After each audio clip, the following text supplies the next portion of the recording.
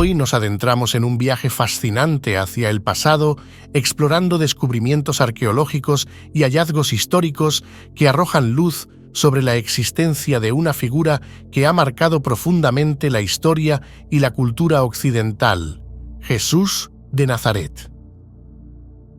En este video descubriremos fascinantes evidencias que respaldan la realidad de su vida, sus enseñanzas y su legado. Desde inscripciones antiguas hasta objetos arqueológicos, cada hallazgo nos acerca un poco más a comprender la importancia y el impacto de nuestro Mesías Salvador y su rol como líder histórico. Comencemos. Número 1. La piedra de Pilato. La piedra de Pilato es un artefacto arqueológico significativo que proporciona evidencia de la existencia de Poncio Pilato, el gobernador romano de Judea durante el tiempo de Jesucristo. Fue descubierta en 1961 en la antigua ciudad de Cesarea Marítima, la capital de la provincia romana de Judea. La piedra lleva una inscripción que identifica a Poncio Pilato como el gobernador de Judea, un hecho también mencionado en la Biblia. Esta inscripción también indica que Pilato encargó la construcción de un templo en honor al emperador Tiberio. El descubrimiento de la piedra de Pilato proporciona una prueba tangible de la existencia histórica de Pilato y confirma lo que está escrito en la Biblia. La piedra se puede ver en el Museo de Israel en Jerusalén, donde se conserva y protege para las generaciones futuras. Este contexto histórico proporciona una base sólida para la existencia de Jesús, ya que confirma que Jesús vivió en un momento y lugar específicos durante el gobierno de un funcionario romano históricamente documentado. La existencia de Poncio Pilato como gobernador de Judea está mencionada en los Evangelios del Nuevo Testamento, lo que respalda aún más la historicidad de Jesús. Los Evangelios describen eventos que involucran a Jesús y a Pilato, como el juicio y la crucifixión de Jesús, lo que coincide con la evidencia proporcionada por la piedra de Pilato. Además de los Evangelios, otras fuentes históricas también mencionan a Poncio Pilato como gobernador de Judea. La evidencia arqueológica de la piedra de Pilato complementa estas fuentes, fortaleciendo así la credibilidad de los relatos sobre Jesús en los textos históricos. Los estudiosos académicos utilizan hallazgos arqueológicos como la piedra de Pilato para investigar la historicidad de Jesús y evaluar la autenticidad de los relatos bíblicos. Este enfoque crítico y basado en evidencia contribuye a nuestra comprensión académica de Jesús como figura histórica. Número 2. El estanque de Siloé. El estanque de Siloé es un sitio arqueológico significativo en la ciudad de David en Jerusalén, mencionado en el Evangelio de Juan. El estanque de Siloé es un gran depósito de agua que se encuentra en la parte sur de la antigua Jerusalén. La estructura incluye escalones y columnatas que indican un diseño elaborado y funcional para la recolección y distribución de agua.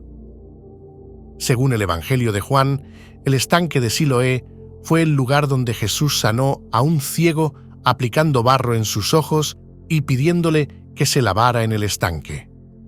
Este evento se considera un milagro y es una parte importante de la narrativa cristiana sobre la vida de Jesús. El estanque de Siloé no solo es un sitio arqueológico, sino también un lugar de gran importancia religiosa para los cristianos, ya que se considera un lugar donde ocurrió un milagro de Jesús, lo que lo convierte en un destino de peregrinación para muchos creyentes. El estanque de Siloé fue redescubierto en 2004 por los arqueólogos Ronnie Reich y Eli Shukron durante excavaciones en la ciudad de David. Este hallazgo arqueológico revitalizó el interés en el sitio y proporcionó nueva información sobre su estructura y significado histórico. Este descubrimiento data del periodo del Segundo Templo en Jerusalén, lo que lo sitúa en el mismo periodo histórico en el que Jesús vivió y realizó su ministerio. Este contexto histórico es importante para comprender la vida de Jesús y su entorno cultural y religioso. El estanque de Siloé es considerado un sitio importante para los cristianos debido a su asociación con un milagro de Jesús. Los visitantes pueden reflexionar sobre la historia bíblica y la fe mientras exploran este sitio arqueológico en Jerusalén. Además de su función como fuente de agua para los residentes de la ciudad, el estanque de Siloé probablemente también tuvo un significado ritual y social en la vida cotidiana de Jerusalén. Era un lugar donde la gente se reunía, socializaban y realizaban prácticas religiosas y rituales de purificación antes de su destrucción por los romanos en el año 70 después de Cristo. El estanque de Siloé habría sido un lugar central en la vida religiosa y social de la comunidad judía en Jerusalén. Su redescubrimiento arqueológico ha aumentado el interés en la historia y la cultura judías en Jerusalén durante el periodo del Segundo Templo. El redescubrimiento del estanque de Siloé proporciona evidencia tangible de la autenticidad histórica de los relatos bíblicos. Los eventos descritos en el Evangelio de Juan, como la curación del ciego junto al estanque, están respaldados por la presencia física del sitio arqueológico en la ciudad de David. Número 3. El Osario de Santiago. El Osario de Santiago es un objeto arqueológico de gran importancia debido a su presunta asociación con Santiago, el hermano de Jesús, una figura clave en la iglesia cristiana primitiva. Su descubrimiento plantea interrogantes sobre la vida y el legado de Santiago, así como sobre los primeros años del cristianismo. Si se confirma la autenticidad del osario y de la inscripción que lleva, sería una de las primeras referencias escritas a Jesús fuera de los textos bíblicos. Esto podría proporcionar una confirmación histórica adicional de la existencia de Jesús y su familia, lo que tiene implicaciones significativas para la comprensión del cristianismo primitivo. Un osario es un recipiente o contenedor utilizado para almacenar restos humanos después de que haya transcurrido un periodo de descomposición. Tradicionalmente, se emplean para depositar los huesos que quedan después de que un cuerpo haya sido enterrado y los tejidos blandos se hayan descompuesto, permitiendo así la reutilización del espacio funerario. Los osarios pueden ser cajas, urnas o incluso estructuras más elaboradas y se han utilizado en diversas culturas y contextos a lo largo de la historia. El Osario de Santiago ha sido objeto de un intenso debate académico desde su descubrimiento en 2002. Mientras algunos expertos respaldan su autenticidad, otros han expresado escepticismo y han planteado preguntas sobre la procedencia y la interpretación de la inscripción aramea. Los análisis científicos, incluidos estudios paleográficos y de datación, han sido realizados para determinar la autenticidad del osario y de la inscripción. Estas pruebas son cruciales para establecer la validez histórica del objeto y su conexión con Santiago y Jesús. Más allá de su importancia histórica, el Osario de Santiago también tiene implicaciones teológicas. Si se demuestra que el osario es auténtico, podría fortalecer la fe de los creyentes al proporcionar evidencia tangible de las figuras mencionadas en la Biblia y de la historia temprana del cristianismo. Según los evangelios sinópticos, Santiago era un pescador en el mar de Galilea cuando Jesús lo llamó a seguirlo junto con su hermano Juan. También conocido como Santiago el Menor, dejaron sus redes y siguieron a Jesús, convirtiéndose en uno de los 12 apóstoles. Santiago fue parte del círculo íntimo de Jesús junto con Pedro y Juan. Estos 3 apóstoles fueron testigos de eventos cruciales en la vida de Jesús, como la transfiguración en el monte Tabor y su agonía en el jardín de Getsemaní. Santiago es mencionado en varios pasajes del Nuevo Testamento como uno de los apóstoles más prominentes. Se le menciona en las listas de los 12 apóstoles y en varios relatos de los Evangelios y los Hechos de los Apóstoles. En los Evangelios, Jesús habla sobre el liderazgo en su reino y Santiago y su hermano Juan expresan su deseo de sentarse a la derecha y a la izquierda de Jesús en su gloria.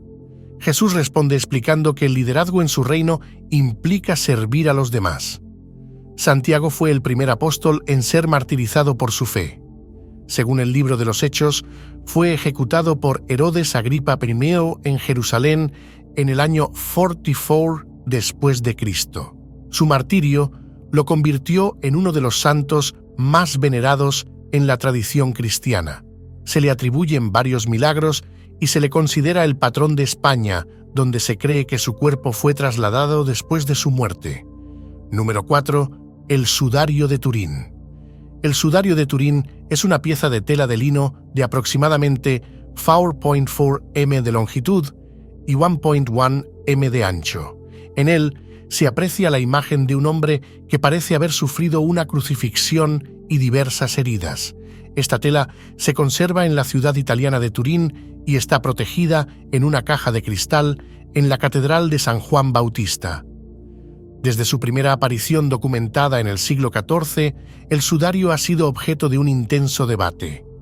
Algunos creyentes lo consideran auténtico y lo veneran como el sudario que envolvió el cuerpo de Jesucristo después de su crucifixión, mientras que otros lo consideran una falsificación medieval. A lo largo de los años, se han realizado numerosos estudios científicos sobre el sudario para determinar su autenticidad. Entre estos estudios se incluyen pruebas de radiocarbono realizadas en 1988 que dataron la tela entre los años 1260 y 1390, lo que llevó a algunos a concluir que era una falsificación medieval. Sin embargo, estos resultados han sido objeto de críticas y controversias y algunos investigadores cuestionan su validez.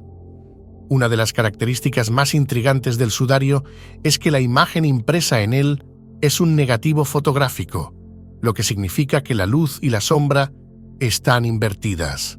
Esto ha desconcertado a los científicos y ha llevado a diferentes teorías sobre cómo se pudo haber formado la imagen. Los estudios médicos han analizado las marcas y heridas visibles en el sudario para determinar si coinciden con la descripción de la crucifixión en los evangelios. Algunos expertos han sugerido que las marcas en el sudario son consistentes con las heridas descritas en los relatos bíblicos, lo que respalda la idea de su autenticidad. Se han señalado similitudes entre el sudario de Turín y otras reliquias cristianas, como el sudario de Oviedo, que también se cree que estuvo en contacto con el cuerpo de Jesucristo. Algunos creyentes interpretan estas similitudes como evidencia adicional de la autenticidad del sudario de Turín. El sudario de Turín sigue siendo objeto de fascinación y controversia, y su autenticidad continúa siendo debatida por expertos y creyentes en todo el mundo. Número 5. El barco de Galilea. El barco de Galilea, también conocido como el barco de Jesús, es un hallazgo arqueológico notable que arroja luz sobre la vida en la época de Jesús y su ministerio. El barco fue descubierto en 1986 en la costa noroeste del Mar de Galilea, cerca de Kibutz Ginosar, durante una sequía que redujo el nivel del agua y expuso los restos. Se estima que el barco data del siglo I después de Cristo, lo que lo sitúa en la misma época en que Jesús realizaba su ministerio en la región de Galilea. Está construido con varios tipos de madera, incluidos tablones de cedro del Líbano y árboles típicos de Galilea, lo que indica que se utilizaba para la pesca en el Mar de Galilea. El barco tiene una longitud de 8.2 m y una anchura de 2.3 m. Su diseño y construcción son consistentes con los barcos de pesca utilizados en la región durante el periodo del Segundo Templo. El descubrimiento del barco de Galilea ha sido aclamado como un importante hallazgo arqueológico que proporciona una ventana a la vida cotidiana en tiempos de Jesús. Se cree que el barco podría haber sido utilizado por Jesús y sus discípulos para la pesca en el Mar de Galilea y se ha relacionado con eventos bíblicos como la historia de Jesús calmando la tormenta. Tras su descubrimiento, el barco fue cuidadosamente excavado y transportado a un proceso de conservación en Kibutz Ginosar. Hoy en día, el barco de Galilea se exhibe en el Yigal Allon Museum, donde los visitantes pueden aprender sobre su historia y significado en el contexto del ministerio de Jesús.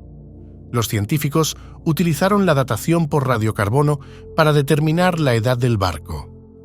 Este método de datación permite estimar la fecha en que el material orgánico utilizado en la construcción del barco dejó de absorber carbono, lo que proporciona una fecha aproximada de cuando fue construido. La fecha aproximada de construcción del barco de Galilea es alrededor del siglo I después de Cristo, lo que lo sitúa en la misma época en la que Jesús vivió y realizó su ministerio en la región de Galilea. Después de su descubrimiento, el barco fue sometido a un proceso meticuloso de conservación para protegerlo de la degradación y preservarlo para futuras generaciones. Se utilizaron técnicas avanzadas de conservación para estabilizar la madera y prevenir la descomposición. El estudio del barco de Galilea ha involucrado a expertos de diversas disciplinas, incluyendo arqueólogos, historiadores, ingenieros y científicos de materiales. Esta colaboración interdisciplinaria ha permitido obtener una comprensión más profunda del barco y su contexto histórico. Algunos investigadores han llevado a cabo experimentos y recreaciones para entender cómo se usaba el barco en la pesca en el mar de Galilea. Estos estudios han proporcionado información sobre las técnicas de pesca empleadas por Jesús y sus discípulos, así como sobre las condiciones en el mar en esa época. El barco de Galilea ha atraído a numerosos peregrinos y turistas interesados en explorar los lugares asociados con la vida y el ministerio de Jesús. Su exhibición ha contribuido al desarrollo del turismo religioso en la región de Galilea. Número 6. Clavos de crucifixión. Los clavos descubiertos han sido sometidos a análisis forenses y científicos para determinar su composición, estado de corrosión y otras características que puedan proporcionar pistas sobre su origen y uso. Los lugares donde se encontraron los clavos, tanto cerca de un cementerio antiguo en Jerusalén como en la tumba de Caifás, proporcionan un contexto arqueológico importante para entender su posible relación con los eventos y personajes históricos mencionados en la Biblia. Los clavos de crucifixión descubiertos se han comparado con otros hallazgos arqueológicos y textuales relacionados con la crucifixión en la época de Jesús, lo que ayuda a corroborar su autenticidad y a comprender mejor las prácticas de crucifixión romanas. Para muchos creyentes, la autenticidad de estos clavos de crucifixión podría tener un significado profundo al proporcionar evidencia tangible de los eventos cruciales en la vida de Jesús, como su crucifixión. El descubrimiento de estos clavos de crucifixión contribuye a nuestra comprensión histórica de la práctica de la crucifixión en el mundo antiguo y su importancia en el contexto del cristianismo primitivo. También ofrece una ventana a los eventos cruciales que dieron forma a la fe cristiana. Los análisis químicos de los clavos pueden revelar los elementos y compuestos presentes en su composición, lo que ayuda a determinar el tipo de metal utilizado y su pureza. Esto proporciona pistas sobre la procedencia de los clavos y su relación con las prácticas de crucifixión romanas. Los análisis han revelado que los clavos están hechos de hierro, aunque también se han encontrado variaciones con aleaciones de hierro y otros metales como el zinc. Estos análisis proporcionan detalles sobre la pureza del metal y su proceso de fabricación. Los estudios metalúrgicos han demostrado que los clavos de crucifixión fueron fabricados con técnicas de forjado manual. Se observan características como marcas de martillo y deformación que sugieren un proceso de fabricación rudimentario. Se han realizado comparaciones entre los clavos de crucifixión encontrados en diferentes regiones geográficas, revelando variaciones en cuanto a tamaño, forma y técnica de fabricación. Estas diferencias pueden reflejar prácticas regionales en la crucifixión o la disponibilidad de materiales. Los análisis de clavos se han realizado en el contexto de otros hallazgos arqueológicos, como restos de crucifixiones, tumbas y artefactos asociados con la crucifixión romana. Esto ayuda a contextualizar los clavos dentro de la práctica más amplia de la crucifixión en el mundo antiguo. Número 7. Camino de Emaús o Emaús es mencionado en el Nuevo Testamento como un pueblo donde ocurrió este encuentro. La identificación exacta de su ubicación ha sido objeto de debate entre estudiosos, aunque se han propuesto varias posibles ubicaciones en Palestina. El relato del camino de Emaús es apreciado por su profundidad teológica, ya que revela cómo Jesús se revela a sus seguidores de una manera reconocible en la fracción del pan, un acto que recuerda la última cena. Esto simboliza la presencia continua de Jesús entre sus seguidores incluso después de su resurrección. Se destaca la importancia del discipulado y la comunidad cristiana. Los discípulos que caminan hacia Emaús están tristes y desanimados, pero su encuentro con Jesús resucitado y su comunión en la mesa renuevan su fe y esperanza. El relato del camino de Emaús ha sido objeto de numerosas interpretaciones y aplicaciones en la predicación cristiana y la reflexión espiritual. Se ha utilizado para enseñar lecciones sobre la presencia de Cristo en la Eucaristía, la importancia del testimonio cristiano y la necesidad de discernimiento espiritual. El encuentro en el camino de Emaús ha sido representado en numerosas obras de arte cristiano a lo largo de los siglos. Estas representaciones a menudo muestran a Jesús caminando con los discípulos o sentado a la mesa con ellos durante la fracción del pan. A lo largo de la historia cristiana, el relato del camino de Emaús ha sido una fuente de inspiración para los creyentes. Se han desarrollado tradiciones y devociones en torno a este episodio, incluidas peregrinaciones a posibles sitios del camino. Los estudiosos bíblicos y teólogos han analizado profundamente este pasaje, examinando su contexto histórico, su estructura literaria y su significado teológico. Estos estudios han arrojado luz sobre cómo Lucas utiliza este relato para transmitir importantes mensajes sobre la resurrección de Jesús y su presencia entre sus seguidores. El relato del camino de Emaús continúa siendo relevante en la vida cristiana contemporánea. Muchos predicadores y líderes religiosos utilizan este pasaje para enseñar sobre el reconocimiento de la presencia de Cristo en nuestras vidas cotidianas y la importancia de la comunión cristiana. En algunas tradiciones cristianas, el relato del camino de Emaús es leído y celebrado durante ciertas festividades religiosas como la Pascua y la Semana Santa. Esta lectura litúrgica ayuda a los fieles a reflexionar sobre el significado espiritual de la resurrección de Jesús.